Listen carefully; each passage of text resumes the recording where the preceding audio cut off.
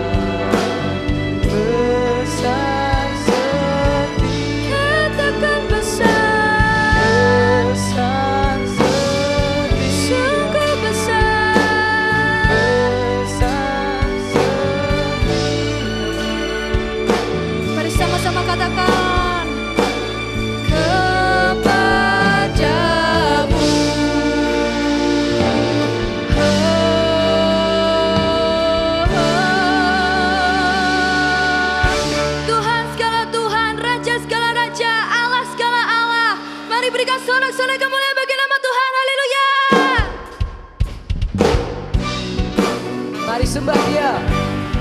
Haleluya.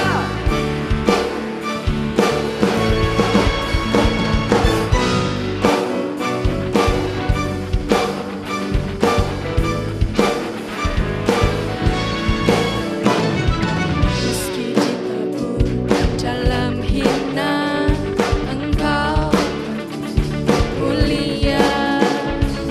Kutuk dosa tak dipatahkan, belenggu hidupku dihancurkan. Hai maut, panas enggakmu tak kuasa di hidupku. Kebangkitanmu tanda harapanku, satu-satunya kemenangan hanya dalam-Mu. Segala syukur bagi nama-Mu, kesaksian tanda harapan dalam bangkit-Mu.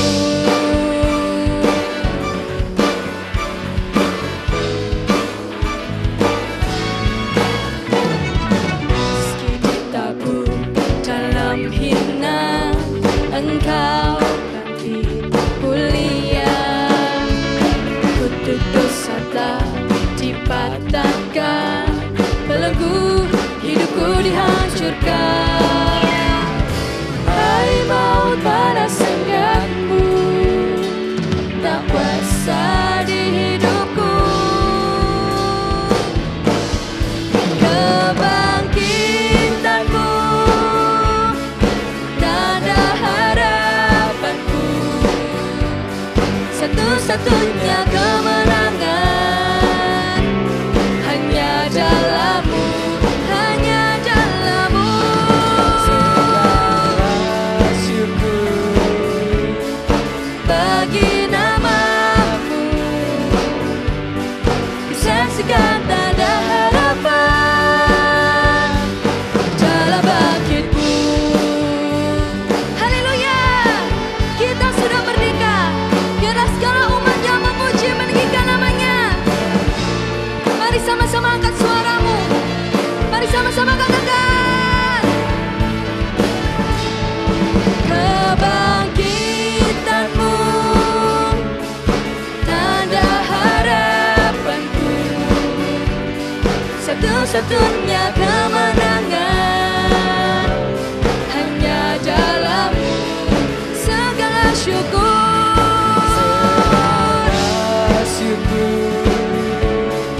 bagi nama-Mu, kesaksian tanda harapan dalam bangkit-Mu. Kesaksian tanda harapan dalam bangkit-Mu.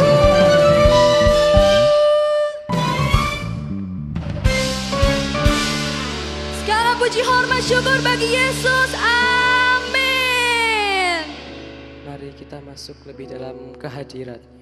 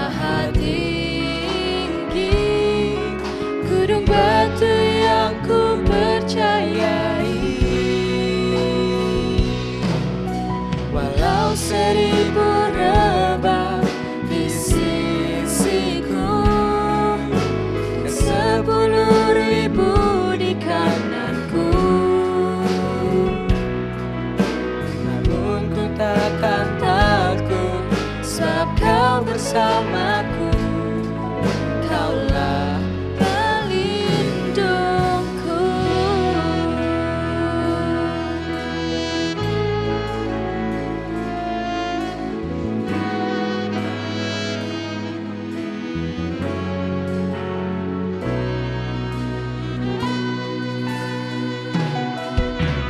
Kau kota bentengku,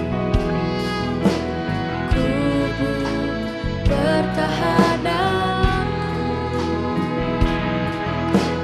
Kau yang maha tinggi, gunung batu yang ku percayai. Walau 1000 rebah di sisiku, 10.000 di kananku, Namun ku takkan takut, sebab Kau bersamaku. Kaulah pelindungku. haleluya. Engkau baik Bapa, Engkau perlindunganku. Terima kasih Yesus, Engkau Raja yang layak kami sembah. Kami tinggikan, kami puji, segala hormat bagi nama-Mu. Engkau kebenaran dan pengharapan yang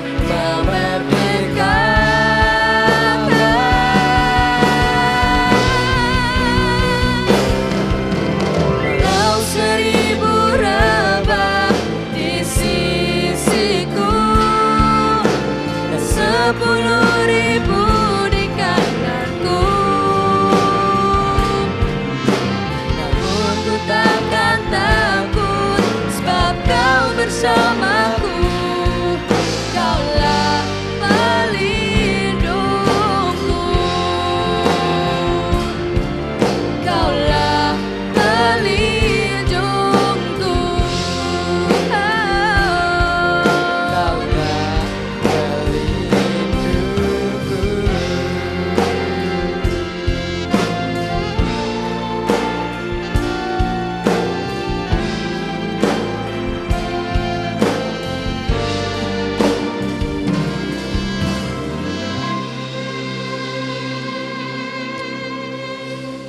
Amin. Mari kita tunduk kepala, kita siapkan hati kita untuk dengarkan firman Tuhan.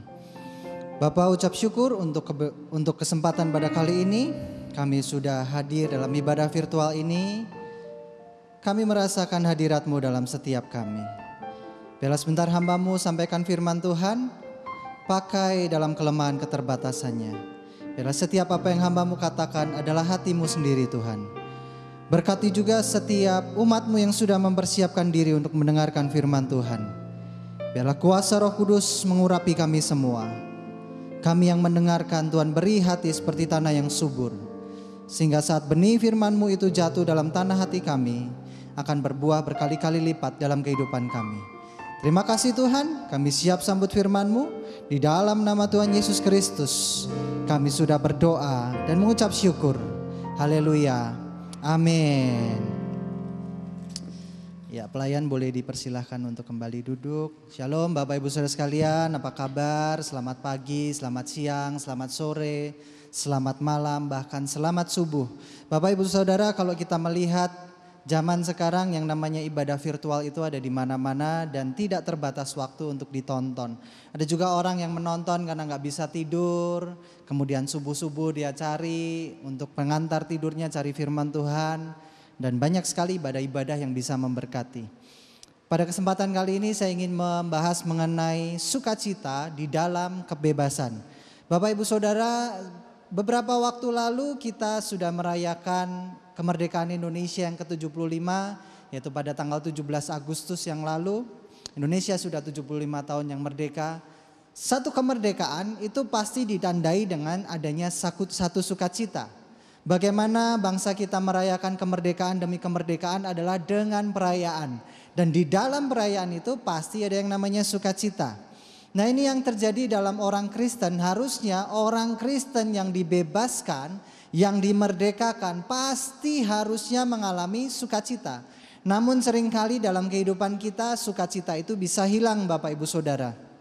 Sukacita itu adalah tanda di mana kita ini dimerdekakan dan dibebaskan. Bulan Agustus ini Gereja Yesus Gembala mempunyai satu tema, yaitu dipanggil untuk dibebaskan. Dan itu sejalan dengan bulan Agustus di mana bangsa kita merayakan pembebasan, merayakan kemerdekaannya. Mari kita buka kitab Filipi pasal 3 ayat 1.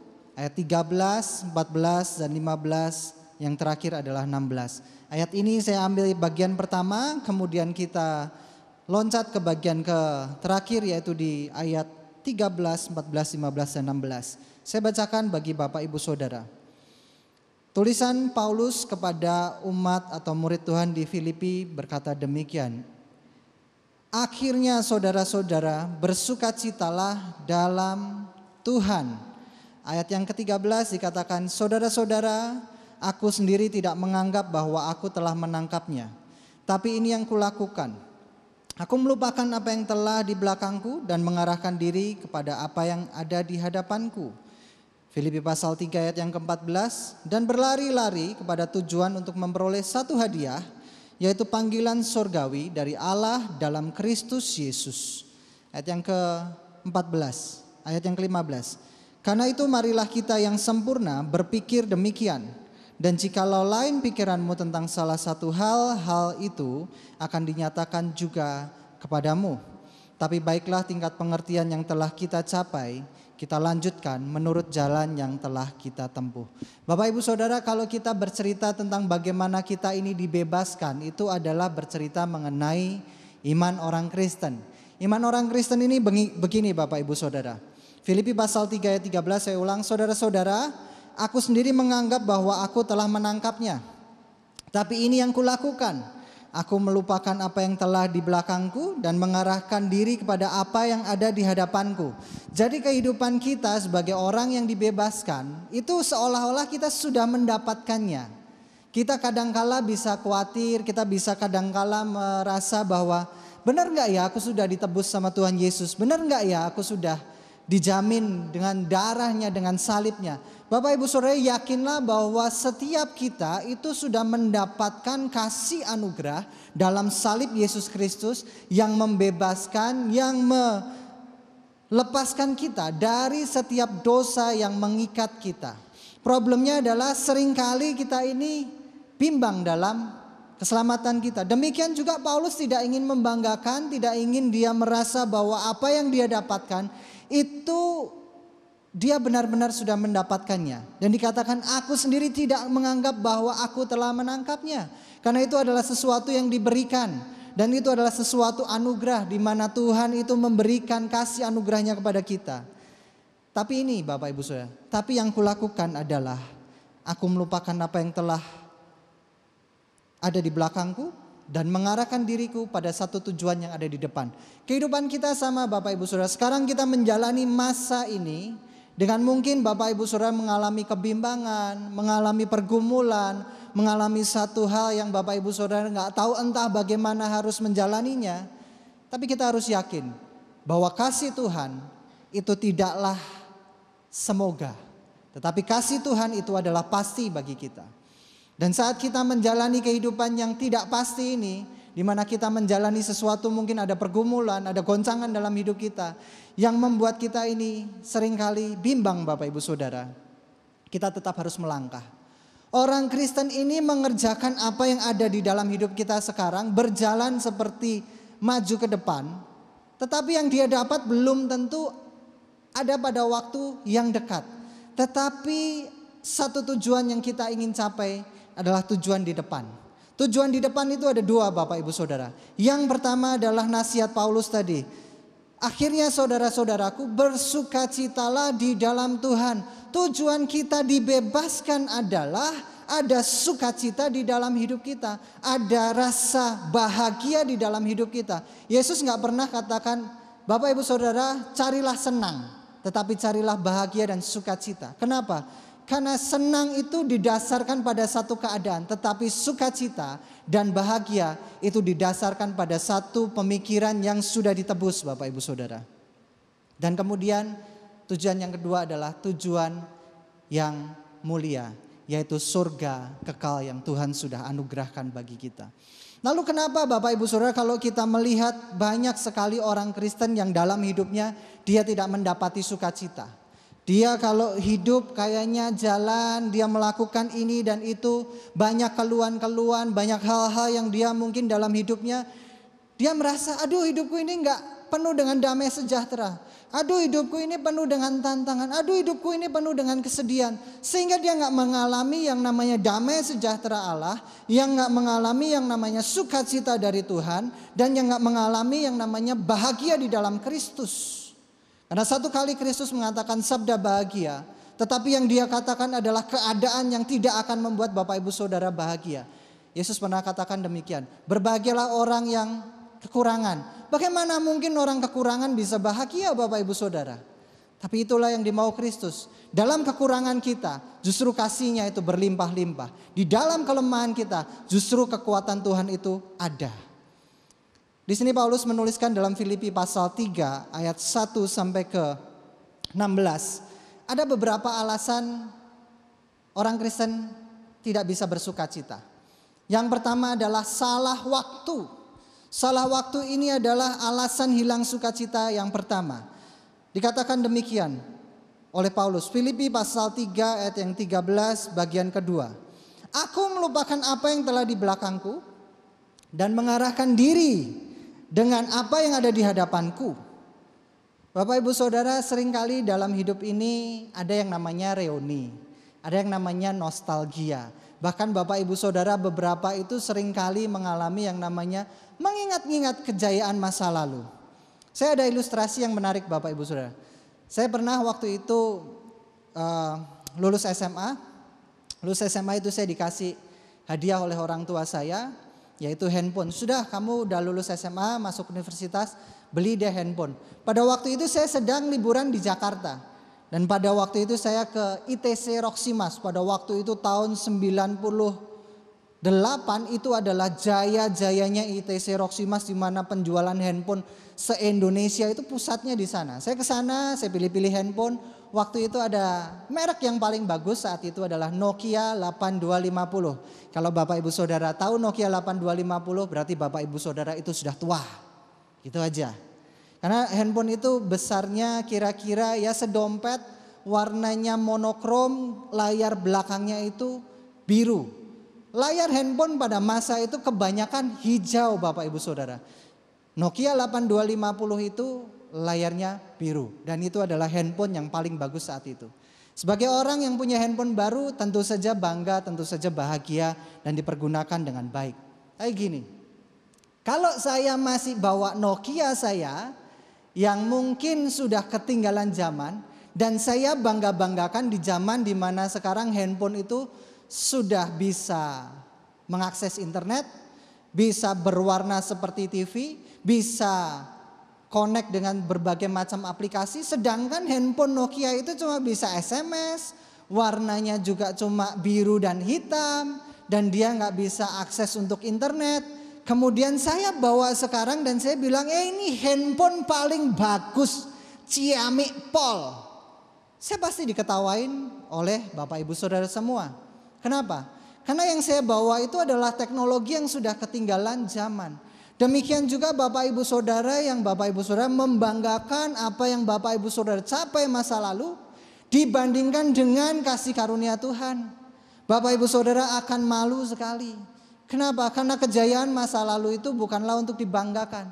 Kejayaan masa lalu itu bukan untuk dibawa terus menerus. Kebanggaan masa lalu itu hanya dipakai sebagai pembelajaran untuk kita ini menjadi lebih baik. Karena Paulus katakan demikian di dalam Filipi pasal 3 ayat 7. Tetapi apa yang aku anggap keuntungan dahulu bagiku, sekarang ku anggap rugi karena Kristus Bapak Ibu Saudara, kalau Bapak Ibu Saudara tahu siapa Paulus, Paulus ini adalah anak didik dari Gamaliel.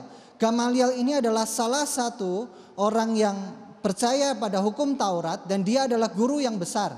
Dan Gamaliel ini adalah orang yang menyatakan demikian, kalau Yesus itu bukan berasal dari Allah, pergerakannya bukan dari Allah, maka diamkan saja, karena pergerakan itu satu kali akan hilang. Tetapi Bapak Ibu Saudara, Gamaliel mengatakan, kalau itu dari Allah, manusia tidak dapat mencegahnya. Paulus ini adalah murid didik Gamaliel yang paling berhasil. Dalam usia mudanya dia sudah mencapai pengetahuan yang melebihi kawan-kawannya, Bapak Ibu Saudara. Dan saat Paulus ini mempunyai posisi yang tinggi, setelah dia jadi Kristen, dia katakan demikian. Tapi apa yang aku anggap keuntungan dulu, aku anggap rugi karena pengenalan akan Kristus. Bapak Ibu Saudara, dalam kehidupan kita seringkali masa lalu bisa menjadi penghambat sukacita kita. Kalau kita masih membangga-banggakan apa yang kita capai di zaman dahulu, Bapak Ibu Saudara, zaman dahulu berhasil, zaman sekarang kena corona semuanya hilang. Yang bisa kita banggakan hanya satu, Yesus Kristus. Hal yang kedua, Bapak Ibu Saudara, apa yang bisa menghilangkan sukacita Bapak Ibu Saudara? Salah tujuan. Filipi pasal 3 ayat yang ke-14 dikatakan demikian. Dan berlari-lari kepada tujuan untuk memperoleh hadiah, yaitu panggilan surgawi dari Allah dalam Kristus Yesus. Bapak Ibu Saudara, seringkali kita gak bisa bahagia, kita gak bisa sukacita, karena dalam kehidupan kita mengejar hal yang salah. Kalau Bapak Ibu Saudara baca Filipi pasal 3 ayat yang pertama, kedua, dan ketiga, Paulus ini sedang menegur bagaimana orang-orang yang memberitakan Injil, tapi Injil itu mengarahkan kepada satu pokok tujuan yang salah. Kemudian Paulus itu membenarkan, aku ini loh berlari-lari, aku ini berusaha untuk memperoleh hadiah panggilan surgawi dalam Kristus Yesus. Apa Bapak Ibu Saudara, apa yang Bapak Ibu Saudara sedang alami sekarang? Apa yang Bapak Ibu Saudara sedang kejar? Apa yang Bapak Ibu Saudara sedang idam-idamkan? Panggilan Bapak Ibu Saudara dalam Kristus itu adalah panggilan surgawi, bukan panggilan duniawi. Orang sekarang mati-matian buat kehidupan pekerjaan. Orang mati-matian buat kehidupan pelayanan sampai keluarganya ditinggalkan. Orang juga bisa mati-matian melakukan segala sesuatu sampai dia kehilangan imannya. Tapi apakah itu yang namanya berlari-lari mencapai satu tujuan? Bukan. Tujuan yang dikehendaki dalam Tuhan adalah demikian. Yang ku kehendaki ialah mengenal Dia di dalam kuasa kebangkitannya dan persekutuan penderitaannya, di mana aku jadi serupa Dia di dalam kematian. Bapak Ibu Saudara, kalau lihat kematian paling ngenas, kematian yang paling menyakitkan adalah kematian Yesus. Karena Yesus setia, tetapi dia ditinggal oleh 11 muridnya. Dia dikhianati oleh orang yang dekat. Tetapi itulah Yesus. Mengenal dia berarti kita menteladani karakter Tuhan. Mengenal dia berarti kita mencintai Tuhan meskipun kita kehilangan banyak hal. Nampaknya Bapak Ibu Saudara ngomong, Bapak ngomongnya gampang, jalaninya susah. Betul Bapak Ibu Saudara. Mengenal kematian Tuhan berarti Bapak Ibu Saudara mengikut Yesus, menjadi murid Yesus, menyangkal siapa kita, kedudukan kita, apa yang kita miliki, dan jadi seperti Dia. Orang salah tujuan ini saya andaikan seperti ini Bapak Ibu Saudara. Satu kali ada orang di bandara. Orang ini tunggu pesawat dari Jogja ke Jakarta. Dia pengen dari Jogja ke Jakarta. Tapi yang dia perhatikan adalah pengumuman dari Jogja ke Bali. Dia nggak pedulikan yang namanya dari Jogja ke Jakarta. Padahal tujuannya dia ada di Jogja, di bandara Jogja. Dia pengen ke Jakarta. Tapi yang dia liatin, dia dengerin adalah pengumuman dari Jogja ke Bali. Yang terjadi apa? Ketinggalan pesawat. Demikianlah kehidupan kita. Kenapa kita ini nggak bisa berjalan, kita nggak bisa bebas, kita nggak bisa mengalami sukacita. Seringkali kita dengerin firman Tuhan, mengerti yang benar, tapi kita nggak mau tahu. Kita maunya seperti apa yang kita kehendaki. Karena dikatakan yang ku kehendaki adalah mengenal Dia. Mengenal Tuhan berarti mengerti rencana Tuhan. Membatalkan rencana kita. Mengikuti kehendak Tuhan berarti kita nggak mengikuti ego kita, nafsu kita. Seringkali dalam pekerjaan kita pikir begini, cari pekerjaan tuh gampang. Tuhan pasti kasih hal yang paling enak buat saya. Tuhan pasti kasih sesuatu yang paling besar buat saya. Salah. Pekerjaan yang paling besar belum tentu yang paling enak saat ini. Kalau kita lihat Yusuf, Tuhan kasih dia rencana yang besar, tapi Tuhan turunkan Yusuf sampai titik paling bawah. Yusuf gak pernah komplain yang namanya, Tuhan kenapa aku sampai jadi budak. Tapi keluar dari pengakuan Yusuf berkata demikian, meskipun mereka reka-rekakan yang jahat, meskipun mereka merencanakan sesuatu yang buruk, tapi Tuhan utus aku untuk menjadi berkat bagi kamu semua. Kalau kita lihat Bapak Ibu Saudara, orang yang punya tujuan yang benar, punya pola pandang yang benar untuk mengenal Tuhan, dia akan bersinar dan dia hidupnya akan bahagia. Orang bahagia, orang sukacita itu gampang ngeceknya. Ngeluh atau enggak, udah itu aja cara ngeceknya. Kalau Bapak Ibu Saudara tahu, Yesus itu enggak pernah ngeluh dalam kehidupan sebagai manusia. Paulus dalam tulisan Alkitabnya, dia juga enggak pernah ngeluh, aduh ikut Tuhan susah. Tapi Paulus justru katakan, apa yang aku anggap keuntungan dulu, sekarang aku anggap kerugian. Paulus hidupnya dulu enak, dipuja. Setelah jadi Kristen dia dihina, dia dikejar. Bahkan saat dia kumpul dengan rasul-rasul yang lain itu takut karena dia dipikir si Paulus ini penyusup. Saat dia jadi rasul memberitakan Injil, yang terjadi adalah dia dirajam batu, dia dijauhi, dia dihina. Tapi Paulus hidupnya bahagia karena Paulus tidak pernah mengeluh. Yang ketiga, kita bisa bebas tapi kita gak suka cita karena kita salah ukuran. Bebas tapi salah ukuran ini demikian. Tapi baiklah tingkat pengertian yang telah kita capai kita lanjutkan menurut jalan yang telah kita tempuh.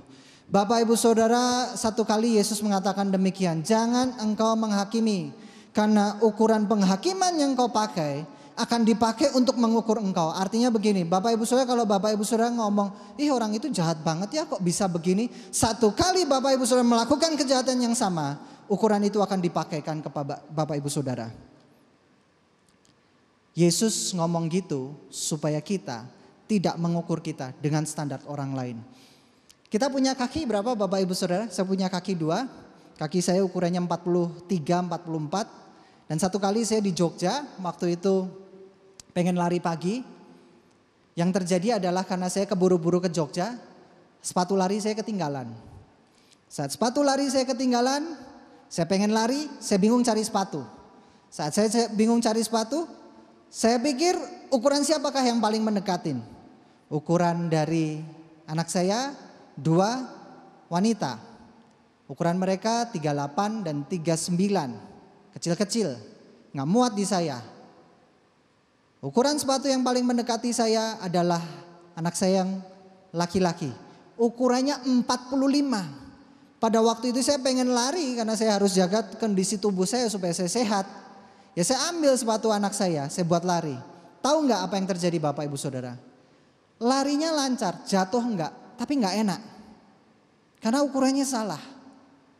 Demikian dalam hidup kita. Kita mungkin bisa jalani hidup kita dengan baik, kita bisa jalani hidup dengan lancar. Tapi nggak ada yang namanya sukacita, damai, sejahtera. Karena kita selalu mengukur dengan ukuran yang salah. Bapak Ibu Saudara, berdamailah dengan hidup Bapak Ibu Saudara. Jangan ukur kehidupan Bapak Ibu Saudara dengan ukuran orang lain. Seringkali kita membandingkan begini. Bapak, saya ini umurnya udah 36. Harusnya saya ini menjadi orang yang berhasil. Teman saya yang 36 udah punya anak 2. Teman saya yang udah umurnya 36 udah punya rumah. Yang namanya kehidupan itu punya masanya sendiri, punya waktunya sendiri, punya jalannya sendiri. Bapak Ibu Saudara jangan khawatir. Tuhan itu punya rencana yang bagus buat Bapak Ibu Saudara dan saya. Nggak ada yang namanya kehidupan itu sama semua.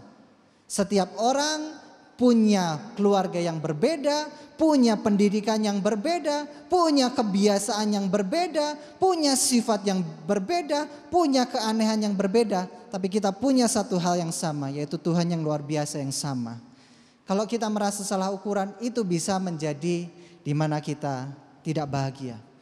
Yang ketiga, Bapak Ibu Saudara, yang terakhir, bagian terakhir. Bagaimanakah kita bersukacita? Bapak Ibu Saudara, untuk bersukacita ini, alasan kita bersukacita ini harus tepat, Bapak Ibu Saudara. Alasan kita bersukacita yang pertama adalah panggilan surgawi. Panggilan surgawi ini menghidupkan kehidupan Bapak Ibu Saudara. Karena dikatakan demikian dalam Filipi pasal 3 ayat 14. Dan berlari-lari kepada tujuan untuk memperoleh hadiah, yaitu panggilan surgawi dari Allah dalam Kristus Yesus. Orang yang bisa berlari-lari, orang yang bisa bergerak adalah orang yang hidup. Saya ambil contoh begini deh. Satu kali Lazarus sudah mati, dia sakit duluan. Tapi waktu kabar sakitnya Lazarus itu sampai kepada Yesus, Yesus itu menetap di satu tempat dan dia tidak bergerak selama 3 hari. Setelah 3 hari baru dia bergerak, dan setelah sampai Betania Lazarus sudah mati. Bapak Ibu Saudara, orang yang bisa berlari, orang yang bisa bahagia, orang yang bisa bersukacita adalah orang yang hidup. Pak, saya ini kayaknya ada di dunia ini, tapi saya nggak merasakan hidup. Karena hidup saya ini nggak jalan. Hidup saya ini mandek, hidup saya ini stagnan, hidup saya ini nggak mengalami apa-apa. Karena kita salah panggilan, Bapak Ibu Saudara. Lazarus sakit, diobati oleh tabib nggak bisa. Lazarus mati, semua orang mau bangkitkan Lazarus nggak bisa. Tapi satu kali Yesus datang dan bilang, Lazarus bangkit keluar. Apa yang terjadi? Lazarus bangkit, Lazarus jalan, Lazarus menghampiri Yesus. Kenapa Lazarus bisa sampai seperti itu? Karena dia tahu ada panggilan surgawi yang membangkitkan dia. Panggilan surgawi yang membuat dia dari kuburannya. Panggilan surgawi yang membuat dia melek kembali, melakukan sesuatu kembali, bernafas kembali, berguna kembali, merasakan sesuatu kembali. Dalam kehidupan kita juga demikian. Kita lebih cenderung mendengarkan panggilan-panggilan duniawi. Panggilanmu adalah untuk sukses. Saya kemarin nonton film lucu, judulnya adalah Laundry. Ini dirilis di iFlix. Saya iFlix bayar, Bapak Ibu Saudara. Jadi itu bukan ilegal. Ceritanya gini, ada satu motivator. Motivator ini bilang demikian, kunci sukses itu adalah menjadi seorang pengusaha yang mandiri, yang tekun dan berhasil. Itulah kunci sukses. Pada akhir film itu, yang terjadi motivator tadi adalah penjual pengganda kunci. Demikianlah hidup kita. Kalau panggilan kita, apa yang sedang kita alami adalah panggilan duniawi, maka kita seringkali gak bahagia. Apa yang membuat Bapak Ibu Saudara gak bahagia, saya tanya? Pasti yang terjadi yang bikin Bapak Ibu Saudara gak bahagia adalah kehidupan duniawi kita. Mungkin studi kita gagal, mungkin keluarga kita gagal, mungkin usaha kita gagal. Tapi kalau kita tahu panggilan surgawi kita, karena dia mati buat kita, dia memberikan hidupnya bagi kita, dia membangkitkan kita, maka tidak ada kegagalan dalam Kristus Yesus. Pak, kalau panggilan itu ada dalam hidup saya, bagaimana saya ini bisa menghidupi panggilan itu? Bapak Ibu Saudara, alasan kita bersukacita yang kedua adalah kita punya Tuhan yang mendatangi kita. Semua orang berusaha mencapai Tuhan dengan dia berusaha menjadi saleh, dengan dia berusaha menjadi orang yang baik, dengan menjadi orang yang dermawan, menjadi orang yang baik, itu gak salah. Tetapi kalau kita pikir kita akan mencapai Tuhan dengan menjadi orang yang baik, salah. Karena begini Bapak Ibu saya, ini prinsip orang Kristen yang harus kita pahami. Filipi pasal 3 ayat 12 dikatakan demikian. Bukan seolah-olah aku telah memperoleh hal ini atau telah sempurna, melainkan aku mengejarnya kalau aku dapat juga menangkapnya. Karena aku pun telah ditangkap oleh Kristus Yesus. Kata ditangkap ini adalah kata pasif, di mana Paulus itu sedang ingin menganiaya orang Kristen. Di Damsyik dia jatuh dan Kristus Yesus datang ke Paulus yang berdosa.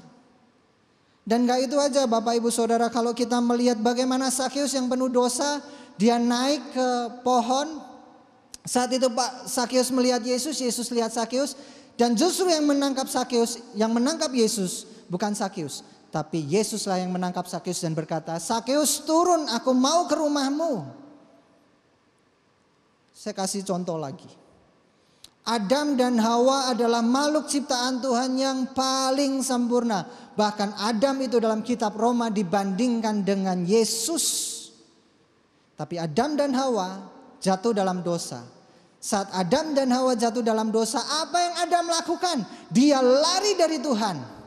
Tapi saat Adam lari dari Tuhan, justru Tuhan yang mencari Adam. Dalam kehidupan ini Bapak Ibu Saudara, belajarlah bagaimana kita bisa bersuka cita adalah saat kita datang dalam Tuhan, bukan kita yang kejar Tuhan. Tuhan yang sedang cari kita Bapak Ibu Saudara. Makanya Bapak Ibu Saudara dalam doa Bapak Ibu Saudara jangan pernah merasa, "Pak, kayaknya doaku mental Pak. Pak, kayaknya doaku mentok Pak. Pak, kayaknya doaku gak dijawab Pak." Salah.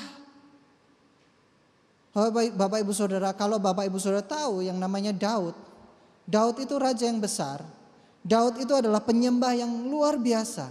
Tapi saat jatuh dalam dosa, Daud pernah berkata demikian. "Aku ini lari ke langit, aku turun ke dunia orang mati. Tapi dari mana aku bisa lari dari hadirat-Mu Tuhan?"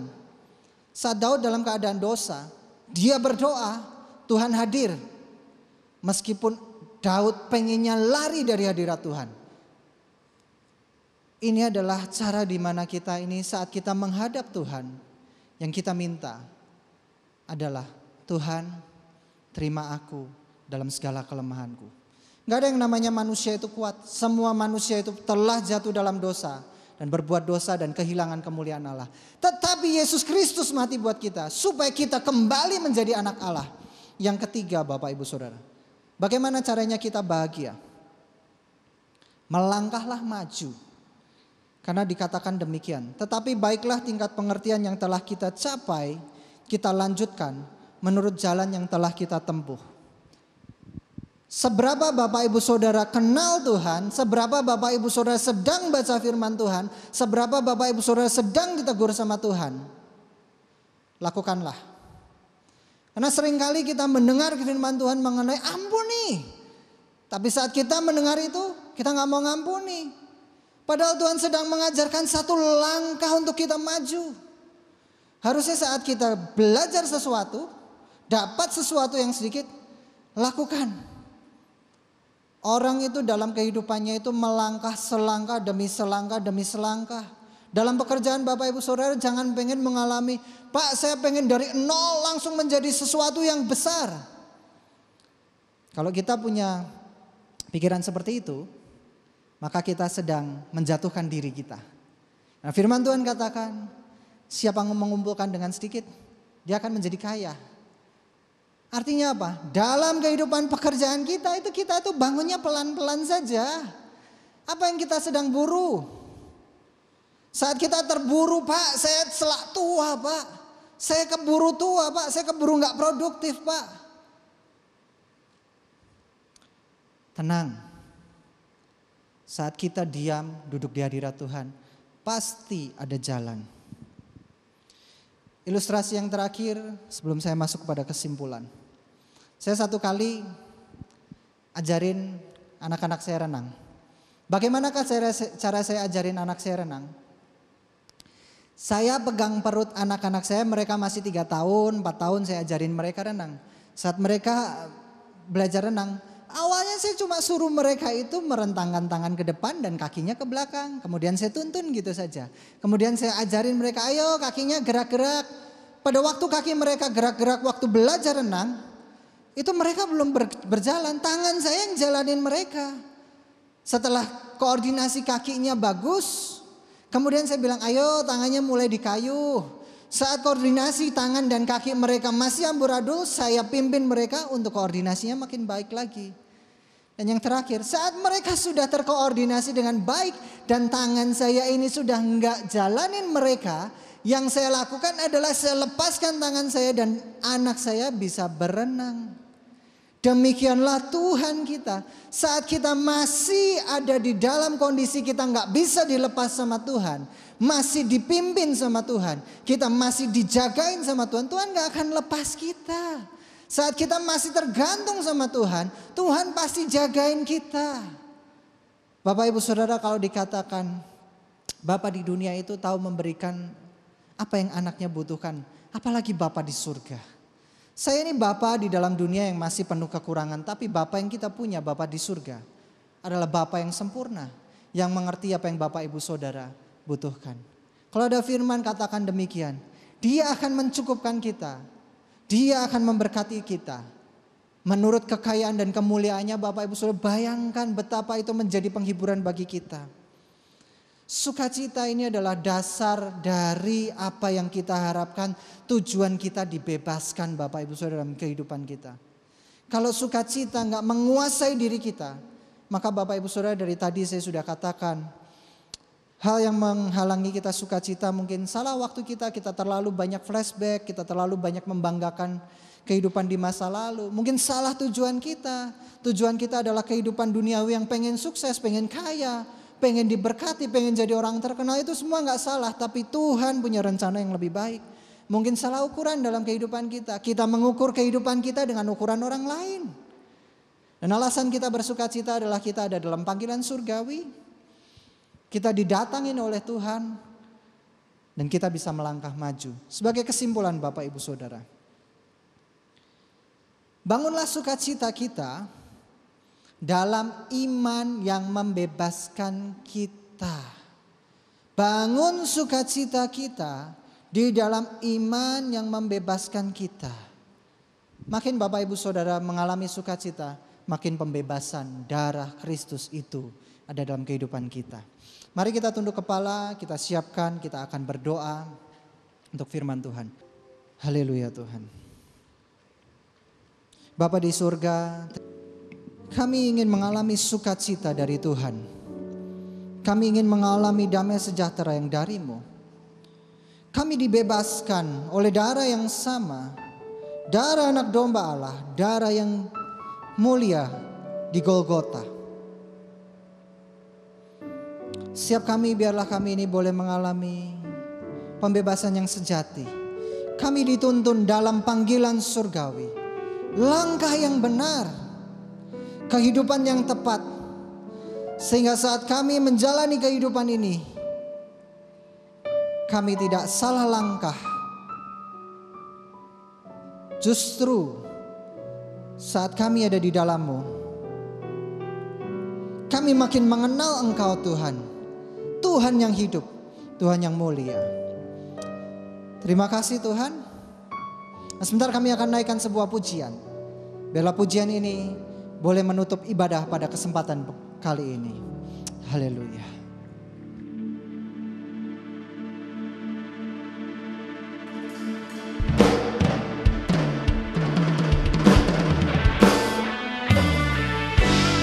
Mari sama-sama kita angkat tangan, terima berkat dari Tuhan.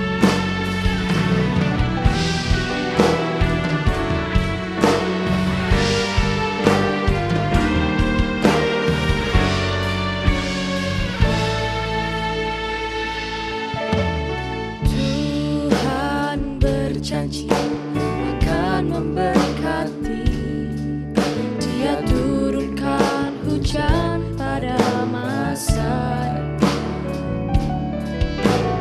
Tuhan berjanji akan melimpahi, Dia pastikan tanah memberi hasilnya.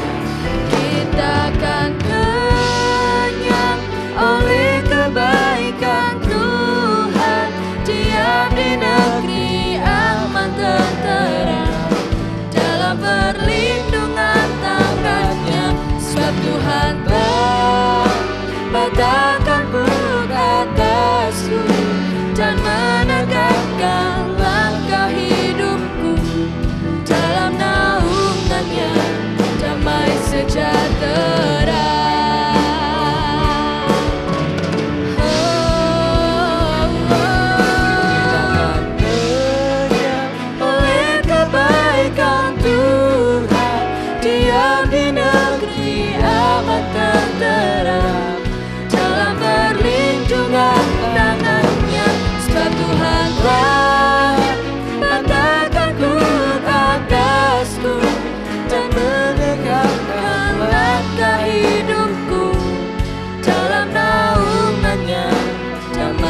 sejahtera.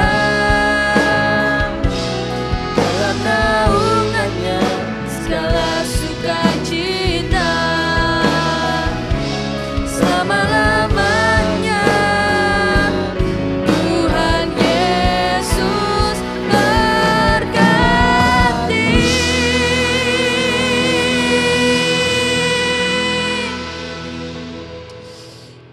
Amin. Mari kita angkat tangan kita di hadapan Tuhan. Kita siapkan, kita terima berkat rahmat dari Tuhan. Murid Yesus Gembala, terimalah berkat jasmani, jiwani dan rohani dalam keluargamu, pekerjaanmu, studimu, pelayananmu, dan komunitasmu. Diberkatilah engkau dengan kehidupan kekal. Diberkatilah engkau dengan hikmat ilahi. Diberkatilah engkau dengan kekuatan dan pengharapan kekal. Diberkatilah engkau dengan kekayaan dan kemuliaan Tuhan. Diberkati engkau selalu dalam damai sejahtera dan sukacita. Diberkatilah engkau dalam terang kasih dan iman sejati. Dialah Tuhan yang tidak berubah sekarang dan selamanya, yang menghadapkan wajahnya padamu dan menyertai engkau selamanya untuk memberitakan kabar baik sampai ke ujung dunia. Saudara-saudara yang Tuhan Yesus kasih, pulanglah dan terimalah berkat anugerah dan pemeliharaan kekal dari Allah Bapa di surga, berkat rahmat pemulihan dari Tuhan Yesus Kristus, berkat pertolongan dan penghiburan kekal dari Allah Roh Kudus di dalam kehidupanmu dari sekarang sampai Maranatha. Tuhan Yesus datang ke dunia ini di dalam kemuliaan. Semua yang percaya katakan haleluya. Amin. Bapak Ibu Saudara sekalian, kesempatan kita pada kali ini ibadah virtual sudah selesai. Sampai bertemu di ibadah virtual selanjutnya. Tuhan Yesus memberkati.